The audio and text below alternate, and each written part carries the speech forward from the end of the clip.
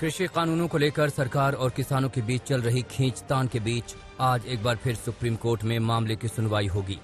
न्यायालय केंद्र सरकार की उस याचिका पर सुनवाई करेगा जिसमें 26 जनवरी को गणतंत्र दिवस पर प्रस्तावित ट्रैक्टर या ट्रॉली मार्च के प्रदर्शन पर रोक लगाने का अनुरोध किया गया है। इसके अलावा कृषि कानून पर गतिरोध को समाप्त करने के लिए बनाई गई समिति के एक सदस्य के अलग होने के मामले पर भी कोर्ट सुनवाई कर सकता है। कृषि कानून पर चल रहे घमासान के बीच एक बार फिर सरकार ने अपना रुख साफ कर दिया है। कृषि मंत्री नरेंद्र तोमर ने कहा है कि सरकार तीनों कृषि कानून वापस नहीं लेगी। वहीं सुप्रीम कोर्ट के कानून पर रोक लगने के बाद भी किसानों के प्रदर्शन को लेकर सवाल खड़ा किया है। कृषि मंत्री ने साफ किया है कि कृषि कानून वापस लेने की किसान जिद छोड़ दे, बाकी सरकार संशोधन के लिए तैयार है। किसान और सरकार के बीच 10वें दौर की बातचीत 19 जनवरी को होनी है। 54 दिनों से डटे किसानों के तेवर कृषि कानून को लेकर सख्त हैं। किसान संगठनों ने एक बार फिर आगे की रणनीति साफ की। किसान गणतंत्र दिवस पर दिल्ली के आउटर रिंग रोड पर तिरंगे के साथ ट्रैक्टर परेड निकालेंगे। साथ ही भरोसा दिया कि आंदोलन में गणतंत्र दिवस समारोह में कोई रुकावट नहीं डाली जाएगी। इसके अलावा किसानों ने एनआईए के समन का विरोध किया है। पश्चिम बंगाल में होने वाले विधानसभा चुनाव का रण अब दिलचस्प हो गया है। टीएमसी और बीजेपी के बीच जारी जंग के बीच अब शिवसेना ने भी चुनाव लड़ने का ऐलान कर दिया है। शिवसेना के प्रवक्ता संजय राउत ने अपनी पार्टी की बैठक के बाद पश्चिम बंगाल में चुनाव लड़ने का ऐलान किया। संजय राउत अब जल्द ही पश्चिम बंगाल का दौरा करेंगे और आगे की रणनीति तय करेंगे। राजस्थान के मुख्यमंत्री अशोक गहलोत ने राज्यपाल कलराज मिश्र से राजभवन में मुलाकात की, जिसके बाद कैबिनेट विस्तार की अटकलें तेज हो गई हैं। दोनों राजस्थान सरकार और राज्यपाल की तरफ से इसे शिष्टाचार मुलाकात का नाम दिया गया है। सरकार की तरफ से एक सूत्र ने कहा कि मीटिंग कोविड-19 सिचुएशन और कोरोना वायरस वैक्सीनेशन प्रोग्राम के बारे में चर्चा करने के लिए की गई थी। हालांकि इस मुलाकात के बाद से प्रदेश में कैबिनेट विस्तार की संभावनाओं को लेकर चर्चाएं फिर से गर्म हो गई हैं। उत्तर प्रदेश में विधान परिषद की 12 सीटों पर होने वाले चुनाव को लेकर बीजेपी के उम्मीदवार आज नामांकन भरेंगे। बताया जा रहा है कि बीजेपी की ओर से इस चुनाव में 10 उम्मीदवार मैदान में हैं। पार्टी ने स्वतंत्र देव सिंह समेत कई नेताओं को टिकट दिया है। नामांकन करने वालों में स्वतंत्र देव सिंह के अलावा उप मुख्यमंत्री डॉक्टर दिनेश शर्मा, पूर्व आईएएस अधिकारी अरविंद शर्मा का नाम शामिल है। बिहार में एक बार फिर मंत्रिमंडल विस्तार को लेकर सरगर्मी तेज हो गई है। कल बिहार बीजेपी के प्रदेश अध्यक्ष संजय जायसवाल और बिहार के डिप्टी सीएम तारकिशोर प्रसाद ने मुख्यमंत्री आवास पर जाकर नीतीश कुमार से मुलाकात की। सूत्रों की माने तो इस बैठक में मंत्रिमंडल के विस्तार को लेकर चर्चा हुई। बीजेपी ने मंत्रिमंडल के विस्तार पर सहमति दे दी है। हालांकि संजय जायसवाल ने इस मुलाकात को औपचारिक बताया है। ब्रिटेन के प्रधानमंत्री बोरिस जॉनसन ने पीएम नरेंद्र मोदी को G7 समिट में भाग लेने के लिए आमंत्रित किया है। ये सम्मेलन जून में ब्रिटेन के कॉर्नवॉल में होना है। G7 समूह में दुनिया की प्रमुख 7 आर्थिक शक्तियां Britain, Canada, France, Germany, Italy, Japan, America और यूरोपीय संघ शामिल है। ये समूह कोरोना वायरस महामारी, जलवायु परिवर्तन और मुक्त व्यापार जैसे वैश्विक मुद्दों पर चर्चा करेगा।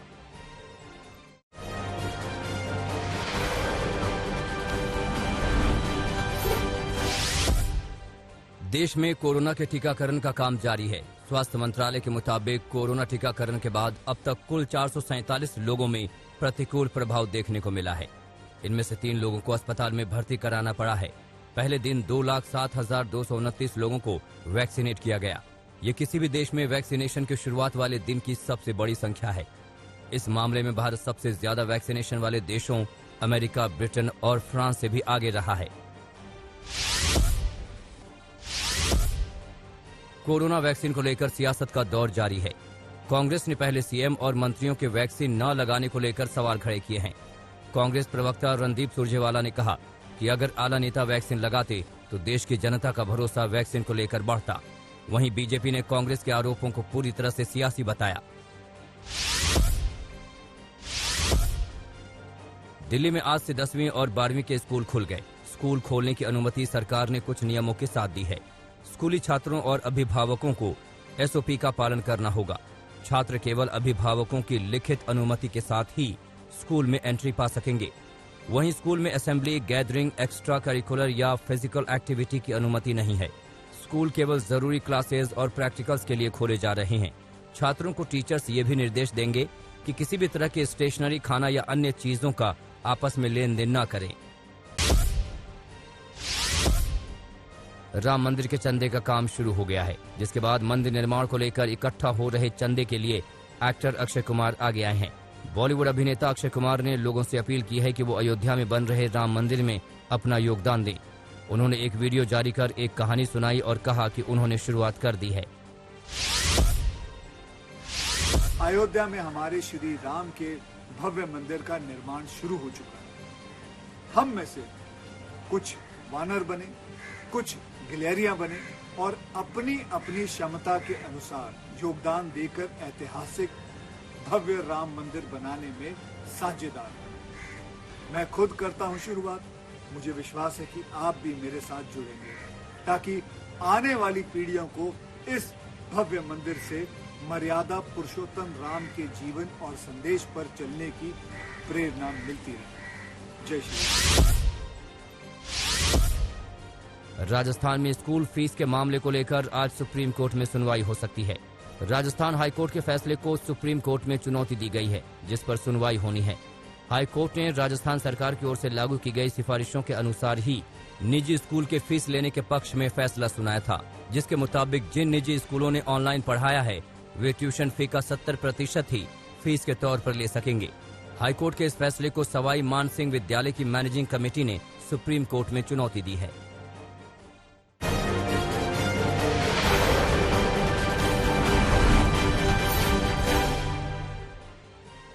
मध्य प्रदेश के भोपाल में एक एसयूवी ने एक बाइक को टक्कर मार दी, जिसमें 2 युवकों की मौत हो गई।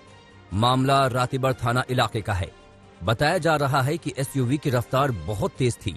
टक्कर इतनी भयानक थी कि दोनों बाइक सवार हवा में करीब 20 फीट ऊपर उछले और नीचे गिरे तो उनके प्राण निकल गए। इस भयानक हादसे की तस्वीरें सीसीटीवी में कैद हो गई।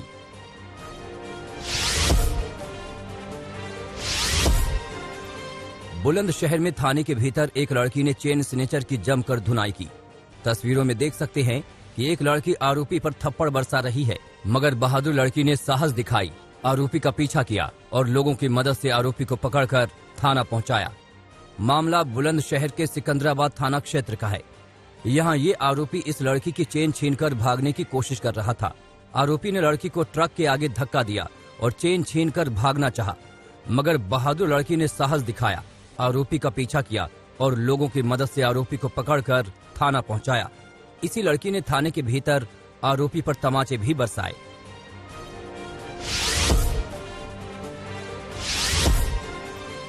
नोएडा के थाना 24 सेक्टर की पुलिस को बड़ी कामयाबी मिली है। पुलिस ने यहां एक चोरों के गैंग का पर्दाफाश किया है। गैंग गाड़ियां तो चुराता ही था, साथ में लोगों के घरों में भी चोरी को अंजाम देता था। पुलिस ने इस गैंग के 2 लोगों को गिरफ्तार किया है। आरोपियों के पास से पुलिस ने चोरी की हुई 16 बाइक, 2 स्कूटी, 6 लैपटॉप और कई तरह के सामान बरामद किए हैं। पुलिस की माने तो गिरफ्तार आरोपियों में एक आरोपी पर 10,000 रुपए का इनाम था। पुलिस अब आगे की तफ्तीश में जुट गई है कि इन आरोपियों ने कहां-कहां चोरी की वारदात को अंजाम दिया।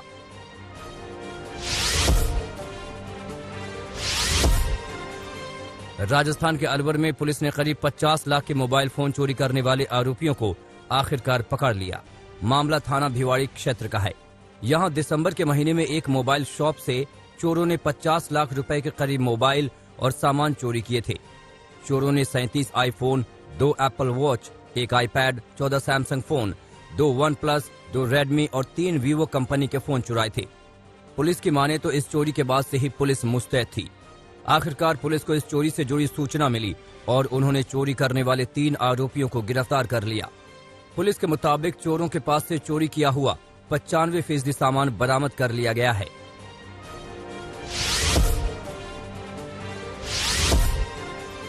उधम सिंह नगर में मवेशी चोरों की फायरिंग की तस्वीरें सामने आई हैं।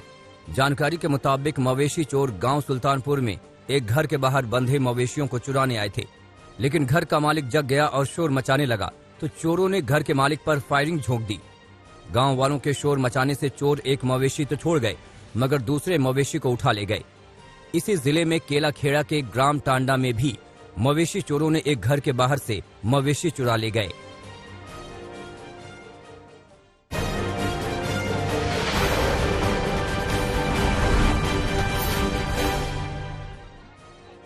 रांची में एक 7 साल के मासूम का शव कुएं में मिला है। मासूम 3 दिनों से लापता था। मामला पिठोरिया थाना क्षेत्र के हेठ कोनकी गांव का है। बताया जा रहा है कि शाहजहां अंसारी का 7 साल का बेटा 3 दिन पहले से गायब था, जिसका शव आज गांव के ही एक कुएं से मिला। शव मिलने के बाद परिजनों का आक्रोश फूट पड़ा और उन्होंने शव को सड़क पर रखकर जमकर हंगामा किया। परिजनों का आरोप है कि पुलिस ने वक्त रहते अगर कार्रवाई की होती तो उनका बेटा जिंदा होता।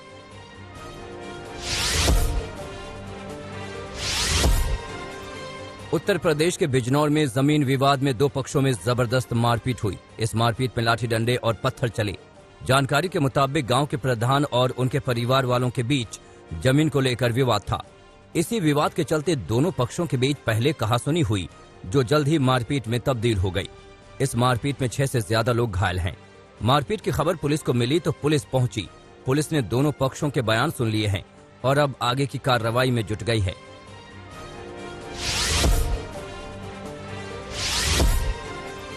रुड़की में दिल दहलाने वाला गुनाह हुआ है। यहाँ 2 मासूम बच्चों को नहर में फेंक दिया गया, जिसमें से एक का शव मिल गया है, जबकि दूसरे बच्चे की तलाश जारी है। मामला जिले के मंगलौर थाने का है। पुलिस के मुताबिक दोनों बच्चों की मां अपने पति के मौत के बाद आरोपी के साथ घर में रह रही थी।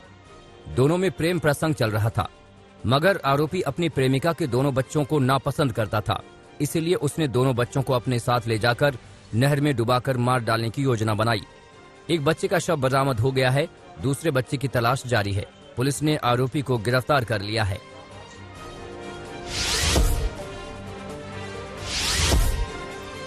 पंजाब के मोगा में दिल दहलाने वाली तस्वीरें सामने आई हैं। यहां गुरुद्वारे में सेवा करने वाले 2 सेवादारों ने एक कुत्ते को घेरकर डंडे से इतना पीटा कि कुत्ते की मौत हो गई। कुत्ते की पिटाई का वीडियो वायरल होने के बाद पुलिस ने दोनों के खिलाफ मामला दर्ज करके गिरफ्तार कर लिया है।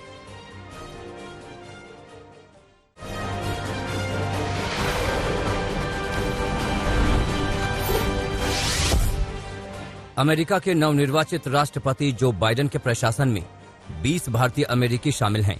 इनमें से 17 लोगों को व्हाइट हाउस में अहम पद दिया गया है। ये पहली बार है कि किसी राष्ट्रपति के शपथ ग्रहण से पहले इतनी अधिक संख्या में भारतीय अमेरिकियों को नियुक्त किया गया हो। 20 जनवरी को जो बाइडेन के शपथ ग्रहण को लेकर व्हाइट हाउस के आसपास सुरक्षा बढ़ाई गई। व्हाइट हाउस के आसपास कई सड़कों को बंद किया गया। भारी संख्या में पुलिस बल को भी तैनात किया गया।